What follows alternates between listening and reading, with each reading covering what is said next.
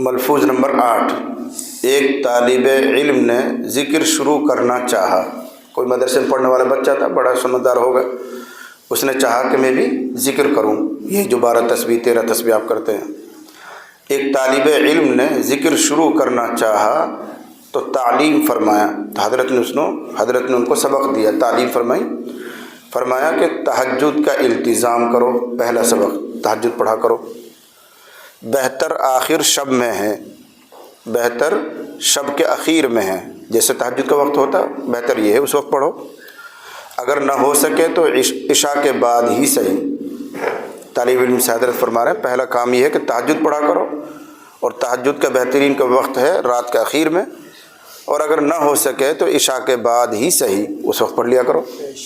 یعنی آپ نے عشاء کی جو نوافل وغیرہ وہ پڑھ لیے، اس کے بعد اپنے مطالعے میں ضروری کام میں لگ گئے، جب اس سے فارغ ہو گئے، اب ارادہ کر رہے ہیں کہ سونا ہے، وضو ہے تو بہت اچھی بات، نہیں ہے تو وضو کر کے 2 4 6 رکعت تہجد کی نیت سے پڑھ کے سو جاؤ۔ یہ آخری درجہ، کم سے کم اتنا تو کرو، افضل تو وہی ہے۔ سو کر پھر بیدار ہوں رات کو 4 بجے 3:30 بجے پھر تہجد پڑھیں، افضل بات تو وہی ہے، لیکن اگر اس وقت آنکھ نہیں کھلتی ہے تو کم سے کم عشاء کے بعد پڑھ لو سونے سے پہلے۔ اور اکثری عادت 8 رکھنی چاہیے۔ یہاں بھی دیکھو سبق آ گیا، بہت سے لوگ پوچھتے ہیں جی تہجد کتنی پڑھنی چاہیے، تو حضرت فرما رہے ہیں اکثری عادت 8 رکھنی چاہیے، تہجد 8 رکعت پڑھیں اکثر حالات میں۔ اس سے کمی زیادتی مقتضی وقت اور موقع پر ہے، اس سے کم یا زیادہ یہ جیسا وقت کا تقاضا۔ پھر دیکھ لیں ٹائم بہت کم ہے تو 4 ہی پڑھ لو، بہت کم ہے تو 2 ہی پڑھ لو، طبیعت چل رہی ہے ٹائم بھی ہے تو 10 پڑھ لو، 12 پڑھ لو، لیکن عام حالات میں 8 کی عادت رکھنی چاہیے، یہ کہہ رہے ہیں۔ اس کے بعد لکھ رہے ہیں بعد تہجد کے اس میں ذات کم از کم 1000 بار اور زیادہ سے زیادہ 3000 بار کا ورد کرو۔ یہ طالب علم کو حضرت نے فرمایا کہ اس میں ذات اللہ اللہ اللہ اللہ اللہ، اس میں ذات اس کو کہتے ہیں۔ 1000 بار کرو کم سے کم، یا زیادہ سے زیادہ 3000 کیا کرو، طالب علم سے فرما رہے ہیں۔ پھر صبح کی نماز کے بعد اپنے معمولات سے فارغ ہونے کے بعد بھی اسی قدر، صبح کی نماز کے بعد جو اپنے معمول ہے، کسی بھی یاسین پڑھنا ہے، ناشتہ کرنا ہے، فنا کرنا، جو اپنے کام ہے طالب علم کے، اس سے فرما رہے ہیں اس سے فارغ ہو کر پھر اسی قدر، یعنی پھر وہی 1000 یا 3000 پھر اس میں ذات کرو۔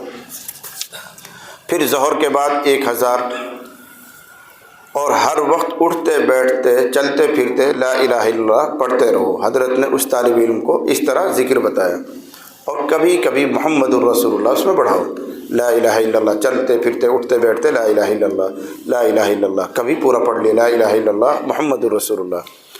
اور کتاب دیکھنا بالکل چھوڑ دو، اس وقت حضرت فرما رہے ہیں ابھی کتاب دیکھنا بالکل چھوڑ دو، تمہارے لیے نہیں کر رہا ہوں میں، اس طالب علم کی ملفوظ سنا رہا ہوں میں نے، تو اس طالب علم کو حضرت کیسے تعلیم دے رہے ہیں کہ ابھی کتاب دیکھنا بالکل چھوڑ دو، بس ہر وقت ذکر ہی سے دھیان رکھو، دوسرے اشغال جتنے بھی ہو سکیں کم کر دو۔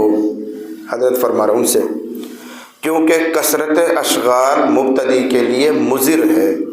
یہ نقطہ نوٹ کرنے کا، کثرت اشغال مبتدی مانے جس نے شروعات کی ہے، جو ابھی سلسلے سے جڑا ہے، اس کے لیے کئی طرح کے ذکر اذکار حرج پیدا کرتے ہیں۔ ایک ہی ذکر زیادہ مقدار میں بتائیں تو وہ فائدہ دیتا ہے۔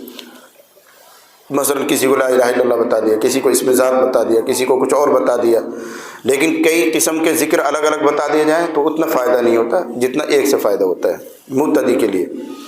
پھر حالات مجھ سے کہتے رہو، جو بات چھپانے کی نہ ہو، جو بات چھپانے کی نہ ہو، عصر کے بعد مجمع میں مجھ سے کر لو۔ کوئی ایسی بات جس کے چھپانے میں جس تقاضا نہ ہو اور سب کے سامنے کہنے میں کوئی حرج نہ ہو، وہ بات تو تم مجھ سے عصر کے بعد کہہ دو، حضرت فرما رہے ہیں۔ اور جو بات چھپانے کی ہو وہ مغرب بعد کہو، جب کوئی نہ ہو تو تنہائی میں آ کے وہ بات مجھ سے کہو۔ یہ دونوں وقت انہی 2 کاموں کے لیے مقرر ہے۔ حضرت کے ہاں ٹائم تھا عصر کے بعد اور مغرب کے بعد، کسی کو کوئی بات کہنی ہے تو یہ 2 ٹائم تھے، لیکن اگر کوئی ایسی بات ہے جو سب کے سامنے کہی جا سکے تو حضرت فرما رہا ہے عصر کے بعد کہہ لینا، اور اگر تنہائی میں کہنا ہے تو مغرب کے بعد آ جانا۔ نمبر 9، ملفوظ نمبر 9، فرمایا ذکر میں چاہے دل لگے یا نہ لگے، یہ آپ حضرات کے لیے، ذکر میں چاہے دل لگے یا نہ لگے لیکن برابر کیے جاؤ. لگے مت لگے یہ تمہارا کام نہیں، دل لگانا اللہ کا کام ہے. غیر اختیاری ہے، لگتا ہے کہ نہیں لگتا، رونا آتا ہے کہ نہیں آتا، اس چکر مت پڑو. تمہارے بس میں جو کام ہے وہ کم کرو. تمہارے اختیار میں تو یہ ہے کہ ہاتھ اٹھاؤ اور مانگو. اجی رونا ہی نہ ہوئے نہیں آتا، تمہارا کیا بگڑ رہا ہے؟ اللہ نے کب پوچھ، اللہ کب تم سے سوال کرے گا روتا کیوں نہیں تھا؟ یہ سوال اللہ تم سے نہیں کرے گا. سوال یہ کرے گا بھیک کے لیے ہاتھ اٹھائے کیوں نہیں تھے، مانگا کیوں نہیں تھا، بس اتنا سوال ہوگا. تو وہ ہم کر رہے ہیں. ذکر کرتے رہو، اس میں مزہ آتا ہے، دل لگتا ہے نہیں لگتا ہے اس چکر مت پڑو. لگے گا بہت اچھی بات، نہیں لگتا تو اللہ کا نام لینا ہی کافی برکت کی چیز ہے.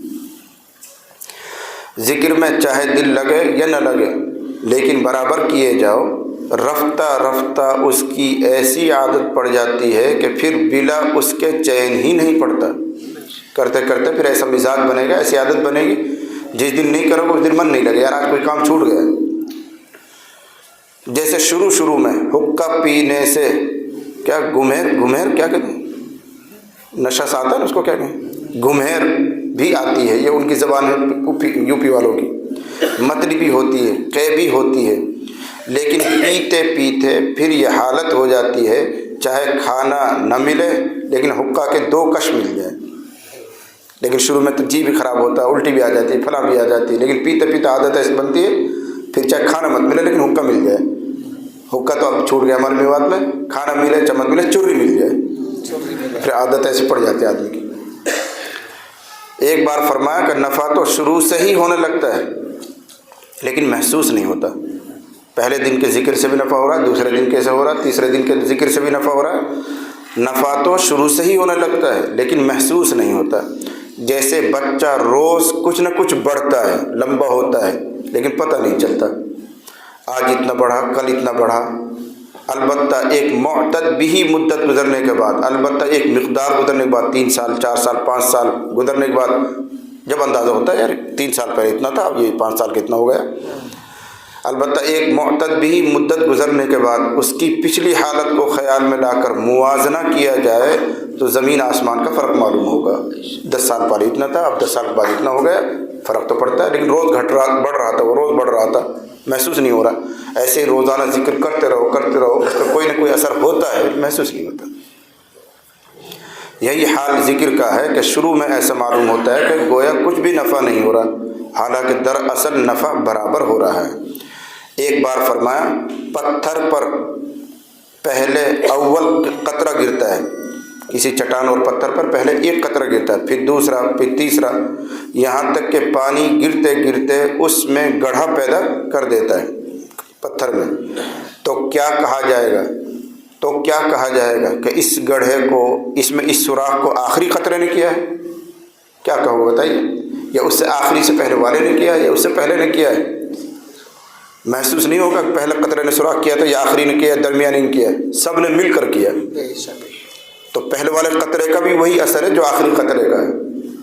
بھائی بوند بوند پانی گر رہا ہے کسی چٹان پر اور 2-3 سال بعد تم دیکھو گے یار وہاں سوراخ ہو گیا، تو یہ سوراخ کس نے کیا تھا؟ آخری قطرے نے؟ نہیں صاحب. اس سے پہلے والے قطرے نے؟ نہیں صاحب. بیچ والے قطرے نے؟ نہیں صاحب. پہلے والے؟ نہیں صاحب. لیکن سب کے مل کا اثر ہے. تو پہلے والا بھی اتنی اثر کرتا ہے، آخری والا بھی اتنی اثر کر رہا ہے. تو کیا یہ کہا جائے گا کہ آخر قطرے نے وہ گڑھا کر دیا؟ ہرگز نہیں، بلکہ گڑھا کرنے میں اول قطرے کو بھی ایسا ہی دخل ہے جیسے کہ اخیر قطرے کو. جو اثر پہلے اخیر قطرے کو وہی پہلے والے قطرے کو بھی ہے. اول قطرے کو بے اثر ہرگز نہ سمجھنا چاہیے. اسی طرح اول روز کا ذکر جس کو بے ثمرہ سمجھا جاتا ہے ہرگز بے ثمرہ نہیں. اخیر میں جو حالت خاص پیدا ہوگی اس میں اول روز کے ذکر کو بھی اتنا ہی دخل ہوگا جتنا کہ اخیر روز کے ذکر کو ہے. سارے ذکر کو مل کر جو اثر ہو رہا ہے وہ سب کا ہی ہے، کسی ایک دن کے ذکر کا وہ اثر نہیں ہے. آگے چل کر آپ متقی بنیں گے، پرہیزگار بنیں گے، اللہ والے بنیں گے تو یوں نہیں کہیں گے کون سے ذکر سے، یہ پہلے دن کا جو اثر ہے وہ چلتے چلتے یہاں تک پہنچا ہے.